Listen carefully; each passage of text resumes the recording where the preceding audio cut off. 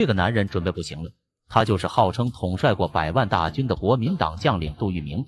此前他被移交到功德林时就已经身患4种疾病，想站立都困难，还是功德林的解放军同志用担架抬上了去医院的车。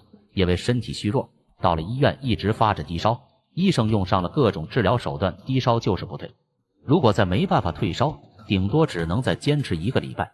而现在唯一退烧的办法就是打上1针抗生素。可新中国刚刚成立，百废待兴，根本就没有制造抗生素的能力。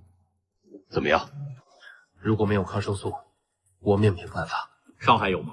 上海没有，只有香港才有。医生说可以转为保守治疗。保守治疗就是活1天算1天。听到这样的治疗方式，王英光表示不同意。他认为绝对不能死人，这是上级对他的要求，也是他作为一个所长的底线。毕竟改造战犯，首先就要保障他们的生命安全，生命安全都得不到保障，岂不是让其他战犯更加消极地对抗改造？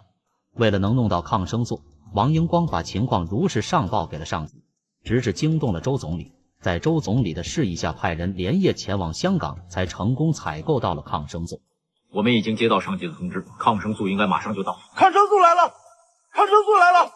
对于当时的那个年代，抗生素真是救命的神药。杜聿明在这针抗生素的注射下，当晚病情立马就稳定了下来，暂时脱离了生命危险。你别说，这抗生素还真挺厉害的，1针下去，温度马上就降下来了。与此同时，功德林内各种管理设施逐步完善。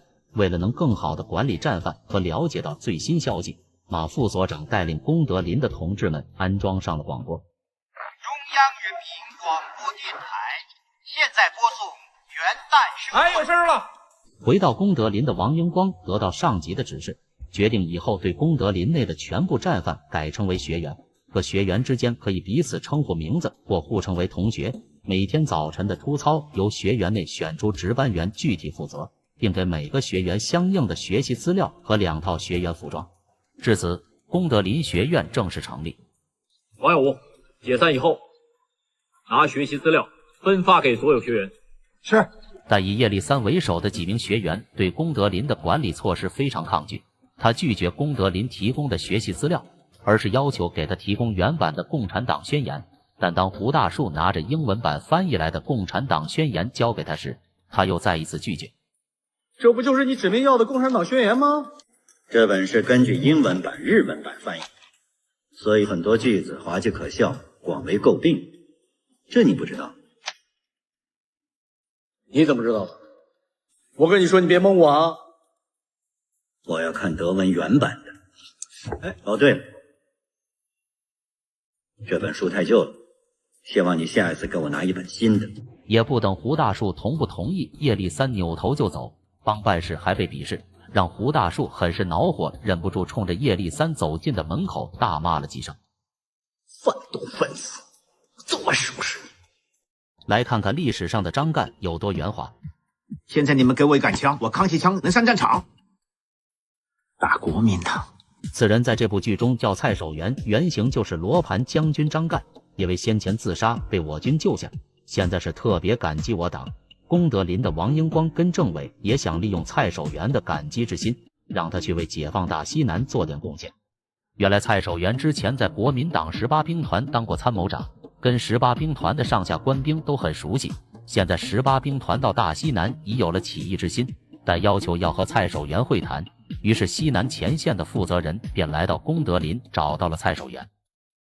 我们正在策动这支部队的起义，在谈判过程中，他们提到了你，对你很信任，我们想辛苦你啊，到西南去一趟，参加我们的策反工作。听到要去策反自己以前的国民党同僚，让蔡守元有些犹豫了。毕竟那可是西南前线，去进行谈判工作，万一不成功，就有可能永远留在谈判桌上。蔡守元想考虑几天再答复，但前线紧急，怎么可能还有几天的时间给他考虑？政委表示只能在这间会议室考虑几分钟。你们真的相信我啊？当然相信你啊。听到政委如此说，蔡守元当即不再犹豫，答应接下了这项艰巨的任务。回到宿舍准备的蔡守元并没有第一时间收拾行李，而是拿出了3枚铜钱放在手里，这么一摇，随后置在床板上，卦象显示2反1正，预示此行凶多吉少。那你还去不去啊？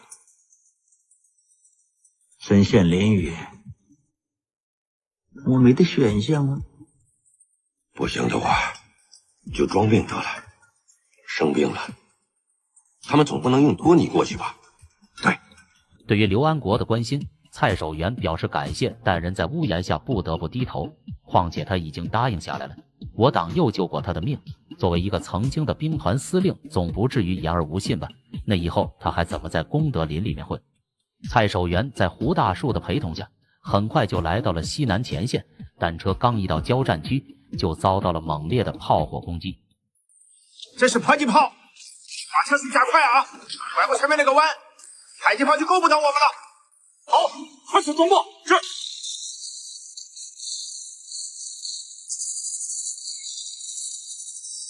正当众人下车转移之时，凶多吉少的卦象应验了，一颗手雷滚到了蔡守元脚下，负责保护他的战士眼疾手快，将他扑倒，才避免了粉身碎骨的下场。